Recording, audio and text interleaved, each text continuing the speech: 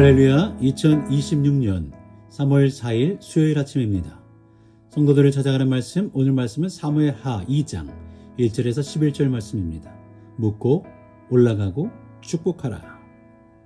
사무엘하 2장은 사울이 죽은 뒤 시작합니다. 한 시대가 끝났고 지도자가 무너졌고 전쟁 끝나지 않았죠. 사람들의 마음은 그래서 갈라질 준비가 되어 있습니다. 우리 인생도 이런 시간이 있어요. 어떤 일은 분명히 끝났는데 다음 걸음을 어떻게 내디뎌야 할지 모를 때이죠. 관계의 장이 바뀌고 직장의 분위기가 바뀌고 몸이 예전 같지 않고 교회도 전환기를 지나갈 때입니다. 근데 성경은 오늘 그 혼돈 속에서 다윗이 무엇으로 시작했는지를 아주 또렷하게 보여줍니다. 다윗은 왕이 될 사람이지만 먼저 하나님께 물어요. 사울의 마지막 모습은 불통이었습니다. 불통. 하나님께 응답을 받지 못하자 엔돌에 신접한 여인을 찾아가죠. 그러나 오늘 본문은 다윗에게서 대화를 보여줍니다. 1절 말씀. 여쭈어 아뢰되 이르시되 아뢰되 이르시되 묻고 말씀하고 묻고 말씀하고. 이런 반복을 통해서 다윗과 하나님과 사이에 실제로 오가는 대화가 있음을 강조하죠. 혼돈의 시대를 가르는 것은 능력이 아니라 누구의 음성을 먼저 듣느냐라는 거죠. 그래서 본문 1절에서 다윗이 묻습니다.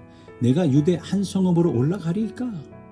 하나님이 올라가라 하시자 다윗은 또 묻습니다. 어디로 가리이까?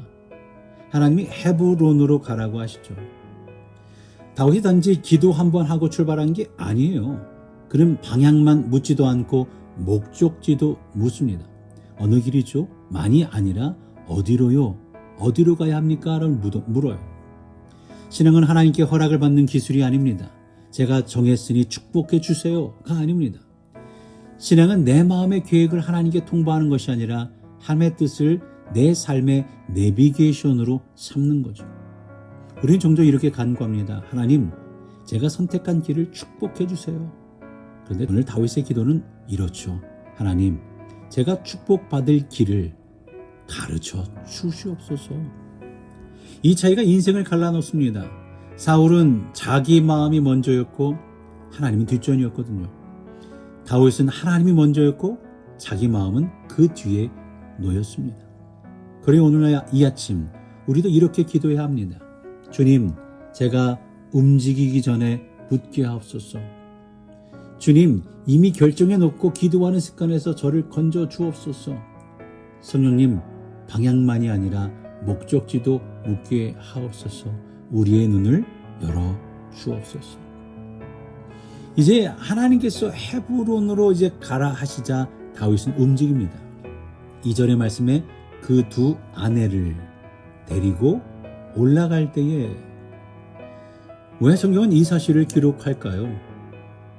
순종은 마음속 결심으로 끝나지 않기 때문입니다.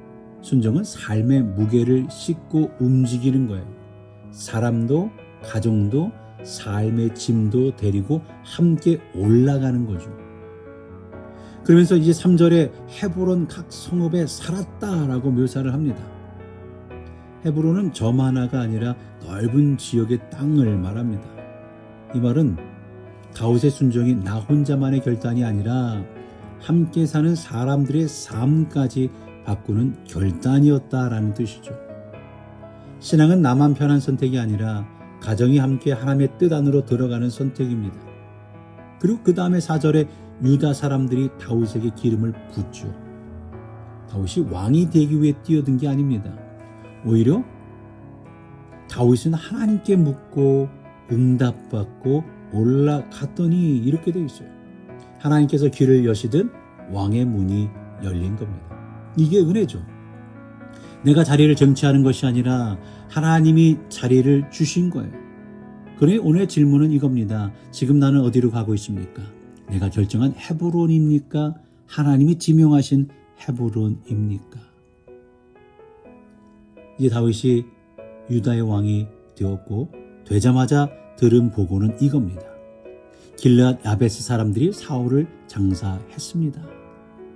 사울은 다윗을 죽이려 했어요. 그런데 다윗은 사울의 장례를 치른 사람들을 축복합니다. 왜요? 성경이 우리에게 보여주는 다윗의 첫 행보는 권력의 언어가 아니라 은혜의 언어입니다. 다윗은 그들의 행동을 은혜, 헤세드라고 부르죠. 그리고 6절에 이제 여호와께서 은혜와 진리로 너에게 베푸시기를 원하노라. 이렇게 축복하는 거예요. 여기서 은혜와 진리는 단지 좋은 말 두 개가 아닙니다. 하나님께서 우리를 대하는 방식이죠. 끝까지 붙들어주는 은혜가 사랑입니다. 헤세드. 그리고 흔들리지 않은 신실함이 진리다라는 에메트라는 거죠. 은혜와 진리, 사랑과 신실함이라는 말이에요. 다윗은 지금 왕이 앉자마자 하나님이 나를 대하시는 방식을 사람들에게 흘려보냅니다. 우린 자리가 바뀌면 말이 바뀝니다. 여유가 생기면 태도가 바뀌고 권한이 생기면 마음이 흔들립니다. 그런데 다윗은 자리가 바뀌어도 하나님 앞에서 배운 방식, 은혜와 진리, 사랑과 신실함으로 사람을 대합니다. 그리고 7절이 아주 인상적이죠. 이제 너희는 손을 강하게 하고 담대히 할지어다. 직역하면 힘의 아들들이 되라. 이제 너희는 힘의 아들들이 되라 라는 말이에요. 낙심하고 흔들리는 사람들에게 용기를 불어넣죠. 왜 지금 그들에게 용기가 필요합니까? 사울이 죽었어요. 시대가 바뀌었기 때문이죠. 정권이 바뀌었어요. 이제 사울 왕정의 우호적이던 길앗 야베스는 이제 우리에게 무슨 일이 생기나 두려워했을 겁니다. 다윗은 그 두려움 위에서 이렇게 말하죠. 손을 강하게 해라. 하나님의 사람은 혼돈 속에서 사람을 더 흔들어 놓는 자가 아니라 손을 다시 붙들어주는 자입니다. 두려움 속에 있는 이들에게 손을 내밀어 붙잡아 일으켜주는 사람이죠. 이제 장면이 바뀌고 북쪽에서 아브넬이 등장합니다. 그는 사울의 군사령관이었어요. 군사령관으로 사울의 아들 이스보셋을 데리고 마하나임으로 건너가 이스보셋을 왕으로 세웁니다. 여기엔 중요한 대비가 있죠. 다윗은 하나님께 묻고 응답받고 움직였지만 이스보셋은 사람이 데리고 가서 세웠잖아요. 이스보셋이 나쁜 사람이라서만이 아닙니다. 본문에 비추는 것은 왕권의 출발점이에요. 하나님의 뜻을 묻지 않는 자리에서 언제나 누군가의 욕망이 왕이 된다는 거죠. 아브넬은 권력의 중심을 놓치고 싶지 않았습니다. 그래서 이스보셋을 세우지만 실상은 이스보셋을 이용하는 구조가 시작이 됩니다. 이것이 세상의 방식입니다. 사람이 하나님을 왕으로 모시지 않으면 돈이 왕이 되고 욕심이 왕이 되고 자기가 왕이 되고 맙니다. 그리고 그 왕들은 반드시 누군가를 이용해요. 가정을 이용하기도 하고 관계를 이용하고 교회를 이용하고 심지어 신앙조차도 이용합니다. 전쟁을 이용하죠. 그 결과 10절 11절에 요약됩니다. 이스보셋은 2년, 다윗은 7년 6개월, 핵심은 기간이 아니라 출발이라는 거죠. 욕망에서 시작한 왕권은 오래 못 갑니다. 그러나 하나님께 묻는 길에서 시작한 걸음은 더디고 길어 보여도 결국 하나님이 이루시는 거죠. 다윗도 아직 온 이스라엘의 왕이 아닙니다. 분열이 있고 기다림이 더 필요합니다. 그런데 다윗은 조급해지지 않습니다. 이미 시작을 하나님께 맡겼기 때문입니다. 오늘 본문은 우리에게 하나의 길을 보여줍니다. 혼돈의 시대를 건너가는 길은 화려한 전략이 아니다. 오히려 하나님께 묻는 대화에서 시작되는 거다. 그래서 우리는 다시 1절로 돌아가죠. 다윗이 여호와께 여쭈어 여호와께서 이르시되 다윗이 아뢰되 여호와께서 이르시되 여호와께 묻고 하나님이 대답하시고 다윗이 또 아뢰고 여호와께서 말씀하십니다. 본문의 시작과 끝을 붙드는 핵심은 이거예요. 하나님과의 대화가 끊기지 않은 인생이라는 거죠. 우리도 매일 아침 이 대화를 회복해야 합니다.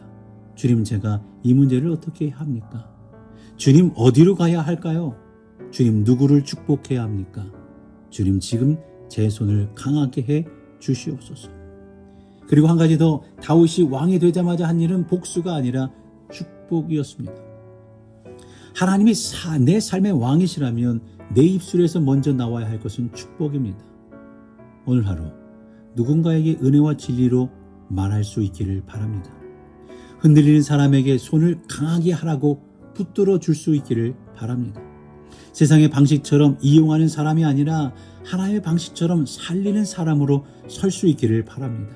그리고 그 기다림이 길어도 낙심하지 말기 바랍니다.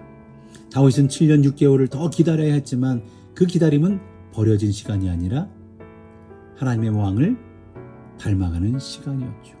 마지막으로 기억하기 바랍니다. 이스라엘의 참된 왕은 다윗도 이스보셋도 아닙니다. 바로 여호와 하나님이십니다. 그분께 묻는 사람은 길을 잃지 않습니다. 그분의 성품으로 축복하는 사람은 공동체를 살립니다. 그분의 시간표를 신뢰하는 사람은 결국 하나님이 이루시는 일을 보게 될 줄로 믿습니다. 그렇게 오늘도 묻고 올라가서 축복하는 하나님의 귀한 분들이 되시기를 주의 이름으로 간절히 축원합니다. 기도합니다. 주님, 사흘 이후의 혼돈 같은 시간을 살아갈 때 참 많이 있습니다. 그럴수록 우리가 먼저 주께 묻게 하옵소서. 이미 정해놓고 허락만 구하는 기도가 아니라 주님의 뜻을 듣기 위해 순종하는 기도가 되게 하옵소서. 주님, 우리가 어디로 가야 할지, 무엇을 내려놓아야 할지, 누구를 축복해야 할지 오늘도 가르쳐 주옵소서. 우리의 입술이 은혜와 진리로 채워지게 하시고 낙심한 이들의 손을 강하게 붙드는 교회가 되게 하여 주옵소서. 욕망이 왕이 되는 세상의 방식에서 우리를 구원하시고 오직 주님만 왕으로 모시며 기다림 속에서도 주님의 시간표를 신뢰할 수 있는 우리 교우들 될 수 있도록 인도하여 주옵소서. 우리를 사랑하신 예수 그리스도의 이름으로 감사하며 기도드렸사옵나이다. 아멘.